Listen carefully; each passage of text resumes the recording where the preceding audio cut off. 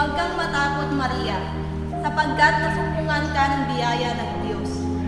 Ikaw ay magdadalang tao at manganganak ng isang lalaki, at ang ipangalan mo sa kanya ay Jesus. Paano ito mangyayari? Yamang ako'y virgin at walang asawa. Darating sa iyo ang banal na Espiritu, at ang kapangyarihan ng kataas-taasan ang lilip sa iyo. Dahil dito, ang banal na ito na iyong ipapanganak ay tatawaging anak ng Diyos.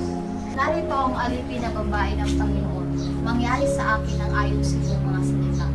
Si Maria ay nakatakdang mapangasawa ni Jose, ngunit bago pa sila nagsama, si Maria ay natagpuang nagdadalang tao na sa pamagitan ng banal na Espiritu.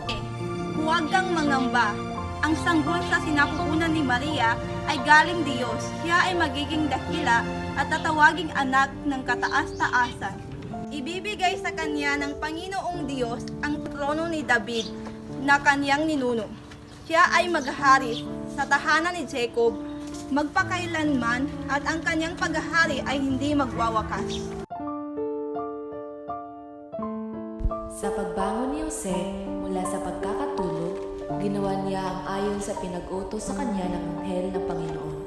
Tinanggap niya si Maria upang maging asawa. Pinangalanan ni Jose ang kanyang panganay na anak na lalaki na Jesus. Jose, nanganganak na ata ako. Kunting tiis na lang, mahal ko. Hanap tayo ng mga tutuluyan upang doon ka magsilang.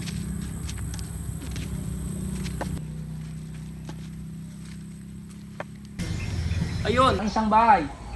Halika, subukan nating tumawag.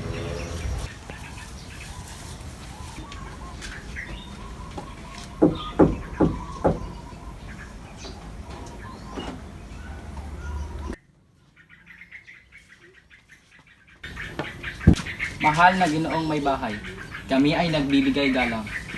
Sa katuloy, kaming manunuluyan kung kaming inyong pahintulutan. Sandali nga't nais kong magtanong kung saan sila buhat ngayon at kung saan magtutuloy itong gabing inyong layon. Malayo po kami nagbuhat sa Nazaret, na maing bayan nagtungo rito at nagpatalayon sa kay Cesar ng Atas. Ginoo, ang pagod namin ito 3 gabit araw na siyang husto sa sanggol sa sinapupunan ko. Iyong kahanan at puso'y buksan mo. Sana kung dito ay may lugar, gaano na ang kayo'y pagbigyan. Ngunit halos pumutok na lang ang aking bahay sa kapunuan. Paalam po, aming Maginoo. Sintang Maria, paano na tayo? Jose, kanino huwag matakot, ang Diyos hindi nakakalimot.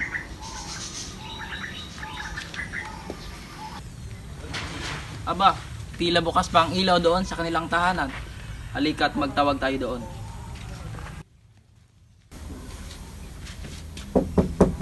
Tao po, kami mawalang galang. Paumanhin, sino ba kayo? Libong bagay na sa isip ko. Darating ngayon, kilala ko. Buo kong bahay dapat iwasto. Butihin kung ginang kayo'y ina, alang sa buhay kong dinadala. Kahit na po saan mang sulok sa amin, inyong pagkaloob. Sabi kanina'y uulitin.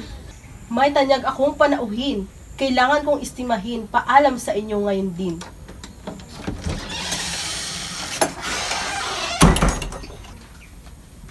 Ganitong buhay duka talaga. Walang talakas, darong tadhana. Halika aking tanging sinta, at may iba tayong makita. Kay gandang bahay, iyong tignan. Mabuting puso sana'y nandyan.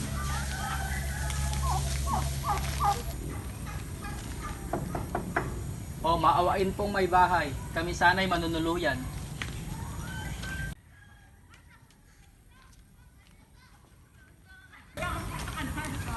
Tao, hayop, baga kayo, at gabing-gabi ng gugulo. Hirap namin huwag mong indahin. Sanggol ang siyang alalahanin. Buong bahay namin ngayoy tulog at kayo'y nambubulabog.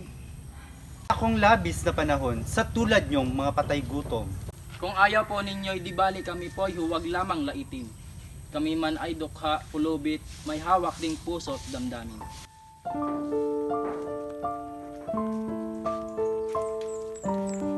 Jose, halika't maglakbay muli. Sa kanya ang dapat na supli. Pag-asa natin di taong saksi, kundi ang Diyos ang buning tangi.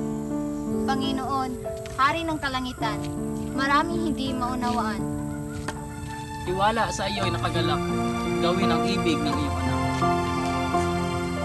Maria, natatanong mo ba iyon? Isang bata. Teka lang, magtatanong ako.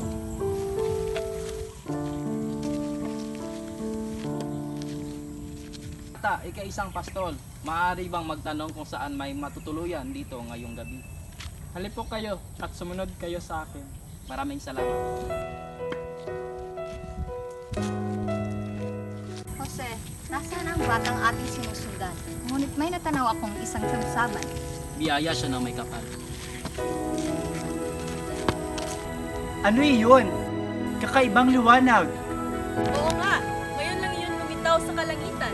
Tara at sundan